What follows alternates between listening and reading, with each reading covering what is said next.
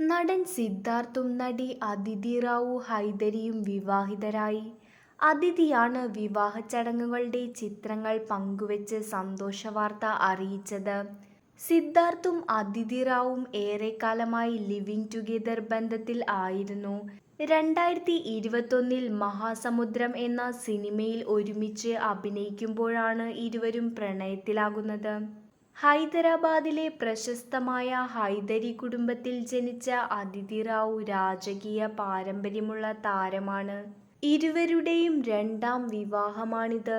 2003 തന്റെ സിനിമ അരങ്ങേറ്റത്തിന് പിന്നാലെയാണ് സിദ്ധാർത്ഥ് വിവാഹിതനാകുന്നത്.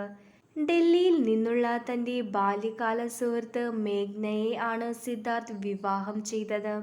ചെറുപ്പം മുതലുള്ള പ്രണയമായിരുന്നെങ്കിലും ഇരുവരുടെ ദാമ്പത്യ ജീവിതം അധികനാൾ നീണ്ടുനിന്നില്ല. ഏകദേശം 2 വർഷക്കാലം വേർപിരിഞ്ഞ് കഴിഞ്ഞ ഇവർ 2007 വിവാഹമോചനം നേടി. ബോളിവുഡ് നടൻ സത്യദീപ് മിശ്രയാണ് അതിഥിയുടെ ആദ്യ ഭർത്താവ്. 2002 വിവാഹിതരായ ഇവർ 2012 വേർപിരിഞ്ഞു.